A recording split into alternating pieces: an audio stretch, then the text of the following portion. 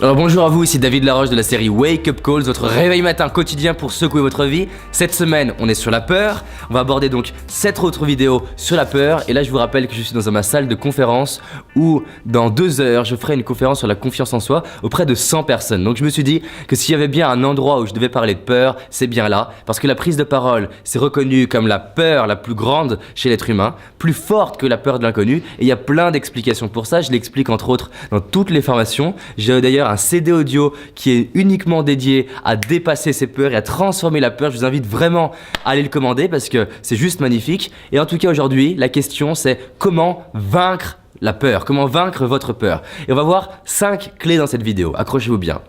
La première chose, c'est que vous devez prendre conscience de quand vous avez peur. La plupart du temps, les gens prennent conscience de la peur uniquement quand elle est à top niveau. C'est-à-dire que quand on leur demande comment ça va, ils disent ça va. Comment tu vas?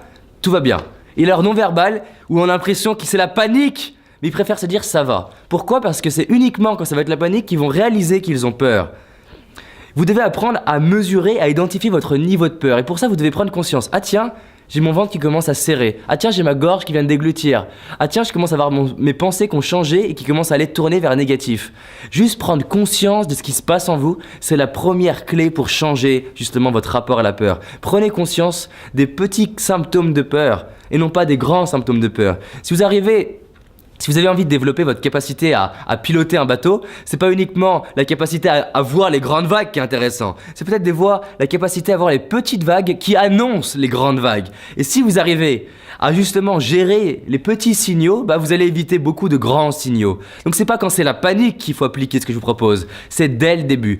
La deuxième clé, c'est que plus tôt vous allez appliquer ce que je vous propose, plus tôt vous allez pouvoir le gérer. C'est plus facile de tuer un monstre quand il est bébé que tuer un monstre quand il fait 40 mètres de haut et qu'on dirait Godzilla. Donc la peur, si c'est Godzilla pour vous, vous devez travailler avec, la gérer, justement, quand elle est toute petite. Parce que c'est là où ça va être le plus facile. 3, vous devez vous y confronter. Confrontez-vous à la peur, confrontez-vous à vos peurs. 4, visualisez. L'exercice de visualisation, c'est quelque chose d'extraordinaire. Vous l'avez déjà entendu peut-être, je vous assure que de visualiser tous les jours, vous-même, dans un an, dans un état de confiance en vous, ça fait toute la différence. Pourquoi mes formations permettent d'avoir autant de résultats? Et je vous invite à faire mon programme en 21 jours. Parce que je vais vous aider à visualiser votre vie dans un an, dans 5 ans, comment vous serez au top, vraiment avec la pleine confiance en vous, avec ce potentiel qui est libéré en vous. Ça fait la différence, donc visualisez. 5, je vous disais, aimez la peur, je réinsiste dessus, aimez la peur, aimez la peur. Et la 6e chose, c'est le bonus, c'est vous devez vous mettre au contact de gens qui sont confiants. Vous devez vous entourer de gens pour qui la peur, c'est ok, pour qui la peur, c'est plaisant, pour qui la peur, c'est cool. C'est l'exemple du surfeur. Le surfeur, il est sur la vague. Il y a 2 types de personnes qui sont dans l'eau. Il y a le surfeur et celui qui est face à la vague, qui aime pas l'eau, qui aime pas les grandes vagues, qui a peur de l'eau. Pourtant, c'est la même vague, c'est le même truc, sauf qu'il y en a un qui dit « Yes, une grande vague !» parce que lui, il a la classe, il y a toutes les télés qu'il regarde et son rapport à la vague est différent. L'autre est face à la vague, il dit « Non, non, non, je veux pas de vague, non !» Et il s'en prend une en plein visage et pourtant, c'était la même vague.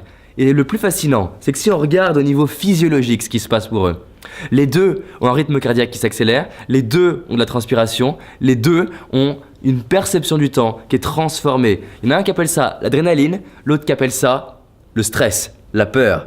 La réalité, c'est que c'est la même chose, mais c'est un choix. Si vous êtes au contact de gens pour qui c'est une norme de dépasser la peur, de vivre avec la peur et créer de la magie avec, vous allez voir que vous allez vous-même créer de la magie avec. Et vous allez même plus avoir envie de ne plus avoir peur parce que vous aurez développé la capacité à la transformer en magie. Et comme je vous disais dans une vidéo suivante, on va voir en quoi la peur est une boussole du succès. Mais ça, c'est pour la prochaine vidéo. En attendant, partagez cette vidéo et commentez-moi en me disant quelles sont vos peurs et qu'est-ce que vous avez envie de dépasser cette semaine. Dites-moi en commentaire ce que vous allez faire pour vous dépasser. À très vite.